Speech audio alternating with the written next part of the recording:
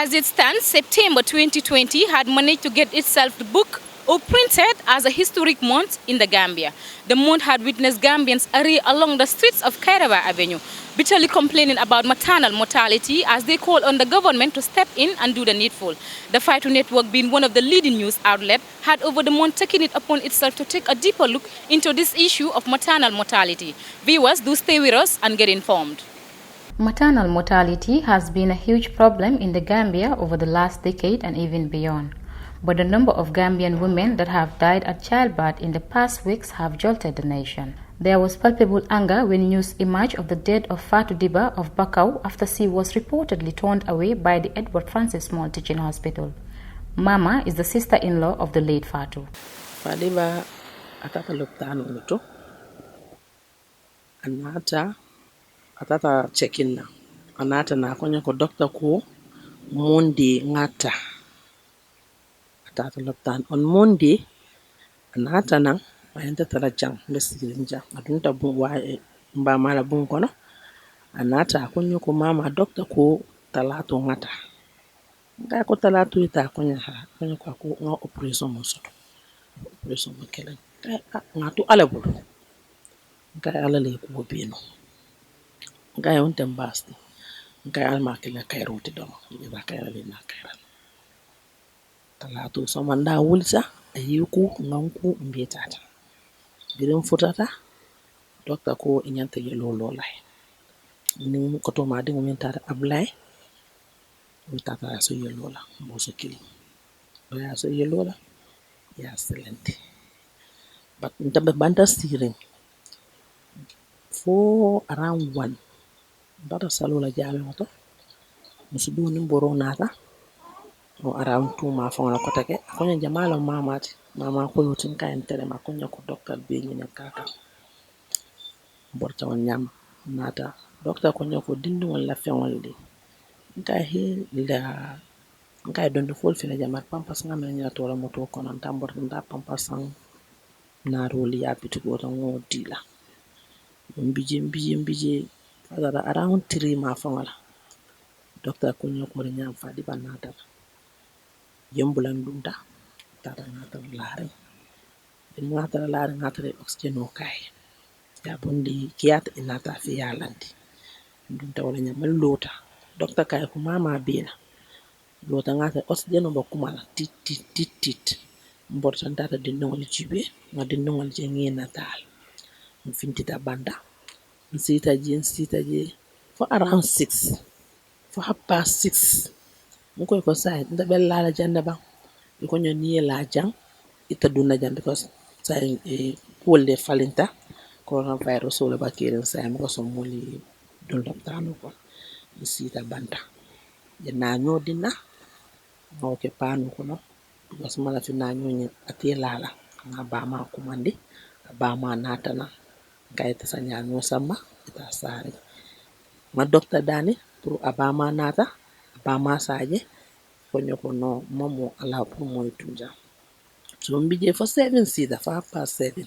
nga mama ko nga sei so mo so man na jumo sinana so nata dil nata nga fo mbama kay fa diba wuta fulan no kifula kay bay oxygen lo ay na be larin cil so ngela nombata nata mbi kol kan ni be komet kirka ki nyinen ka fa diba akita nyaadi ko nyafis yata ni ko nyafis yata ko tanata ko nyaani tanata ngalla fano keta arabu so wandan tara wulta nganku ngana fengol be pak ma jele kanin pour ka sambate datam fotata ngata da molbe noska ma sigorati mfotan ko sigorati ko nata lisa ko no solo ko fadi ba ko to ma nata am fela lo rimbanta ja anything ni so la tan fela banta ja donc sigorati ko ne ko yo mbije wala 30 minutes doro yonkol kumandi ko take ko jamalo mama tin ko en fel no so nata ko nyoko fadi bala a yellon din lota ko nyole nyama ko bilo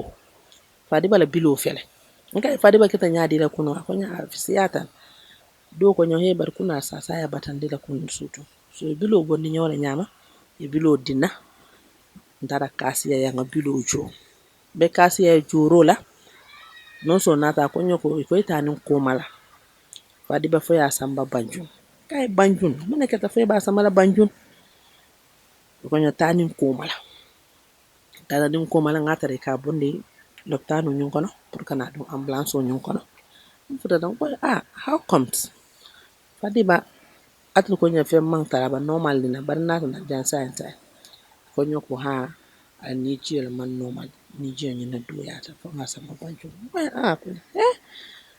ko yo okay no problem so on kombe kumbolo dulato ko ñu hani kana kumbatu ala bu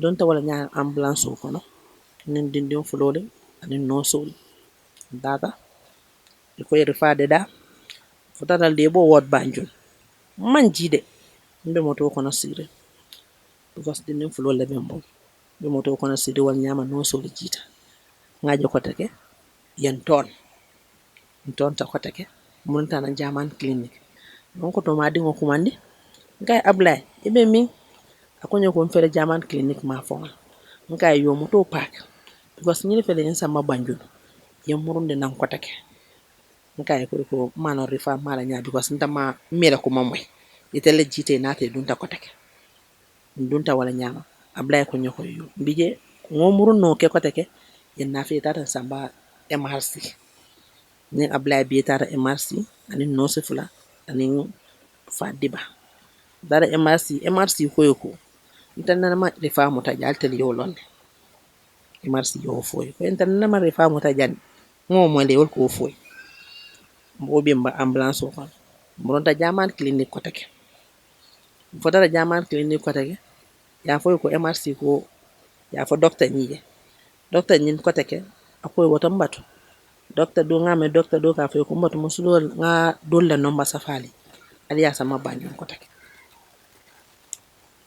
muronta banjun ko take ri muronta banjun ko take dara emergency ward futata ji birum futa emergency ward nin ambulance o be lore stable munto atara fadi ba ambulance o kon ba fulo ko wali ma ko fonyo kando be na fonyo ad ma ko fonyo drive fonyi ambulance tionyi anata fonyo nyi mala fadi ba kay ko ali ma ko fonyo to niebe sala kan ali ma ko fonyo bidin kata futata emergency ward belore han doctor killing imanna doctor killing man aten o ambulance o teji bije o ambulance o mo 30 minutes fon mo ke ambulance o kono nte bije ablay bije fadi ba bije no saba bije ni drive o te jita wala nyama was abama nga ko lan kay ko sina yan refale bama nga ma benyi kam banjun a nyamanje so fanan jita won nyaman tata lebu wat maybe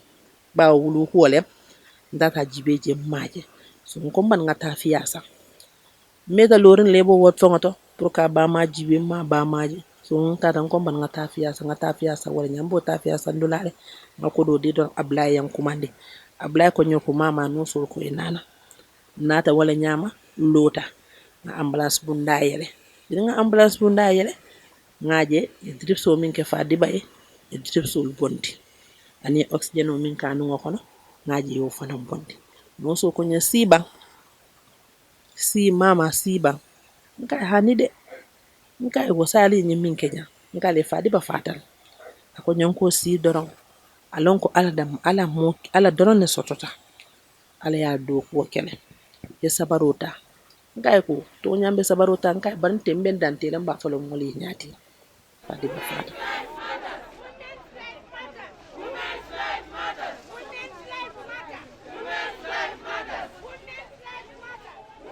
Women activists in the country are particularly enraged that Gambian women are dying under avoidable circumstances.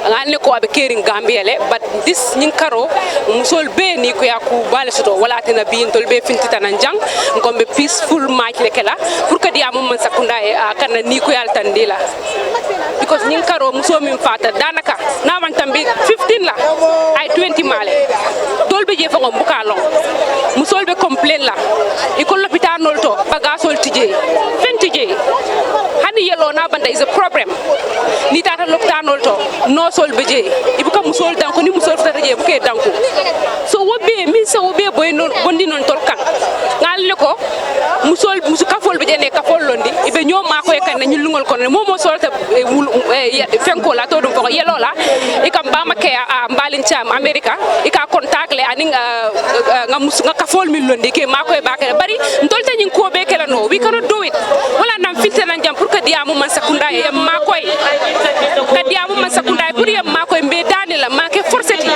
musol be diamu le pour yamol ma koy l'hôpital to ya docteur kendol fe nam mole milialon koy 40 ans ya long mu ne be keri bat ñin no sindigol mi yalon koy ma long mu ne be keri be l'hôpital to ni taraje e be mol disrespect la e be cool kala mbem man sakunda be dan la yam ma koy alana la kilaye ñin ni ku ya warta bakele. While there is concern maternal mortality is on the rise in the country, health experts say that's not really the case. Here is the statistics from 2014 to 2017 and 2018.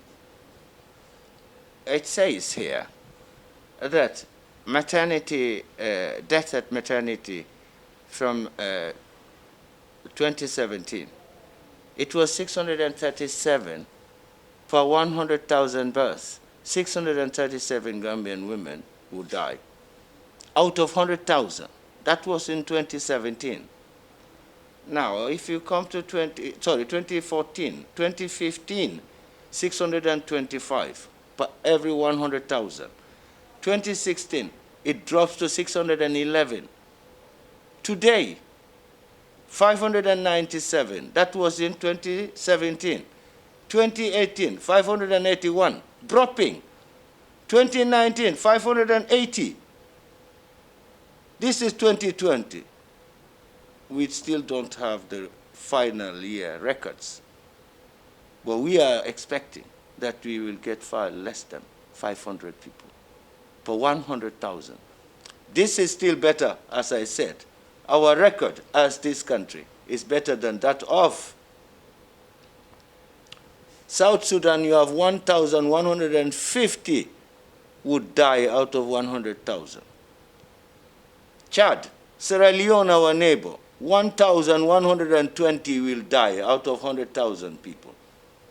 We are 571, 560, hopefully, by the end of the year.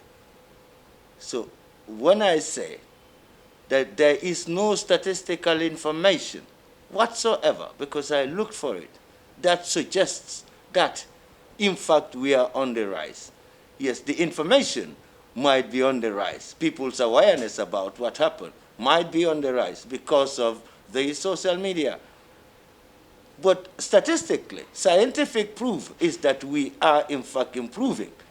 I think we need some kind of an applause for that, not being caricatured as that center where women would deliver and die. We're doing our best. Hospital. And I'm telling Gambian people this.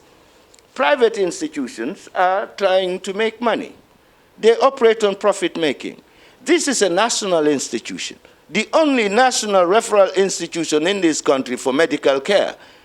Let Gambian people visit this hospital, get proper diagnosis, visit and do consultations. This will ease some of the problems we are encountering in this country. We welcome health services abundant all over this country. But we need genuine health services. We don't want parasites to come into this country, take advantage of our difficult situations. And then they operate us, and then at the end, they realize that they are not qualified to do this kind of things, and they refer them to us. And then when somebody died, everybody is saying Edward Francis Small. We are Gambians. I am born here, raised in a village. I cannot leave this country for 3 decades, come back to the Gambia, and started using means and ways to enrich myself at the expense of my own people. I will not take part in it. I will not aid and abet anyone who wants to do that. Aisatu is a midwife at AfriMed, and she is lending her voice to the debate. Yeah, our role is very important. We have important roles to play because we are the one who take care of the mothers during labor and during their pregnancy. So our role has a major responsibility especially during the delivery, because 90% of the delivery in the Gambia are done by midwife. So we have a lot to do in order to avoid any complications like this maternal deaths or other problems. Our mothers have to be attending regular antenatal care. We have to attend regular antenatal care. Without regular antenatal care, you cannot rule out the complications, you cannot rule out the problems. Some patients will not go to clinic till they are time you see them going to hospital. During this antenatal care, we check many things like your blood group, your hemoglobin, whether you are diabetes patients or not. The pregnancy, the age of the pregnancy, whether there is any abnormalities. So all those things are very important. So no midwife wants to have maternal deaths. I wish you are present during labor. Midwives suffer like what? And what I have to say is hospital cannot have a labor ward without a blood bank. It's very important. Because no one can say that this delivery will end up normal. You can deliver the baby already, the placenta, you end up having the complication at the end of your labor. So it's very important for the mothers to attend regular clinics so that we will know their blood group. Let their husband follow them when they are going to hospital. So that when they need blood, the first thing we will have people to come and donate for them. But here Gambians' husband doesn't follow them. It's only the wife who will come and an old lady following her. So in that case, when the patient needs other blood, what are you going to do? And there is no blood in the blood bank.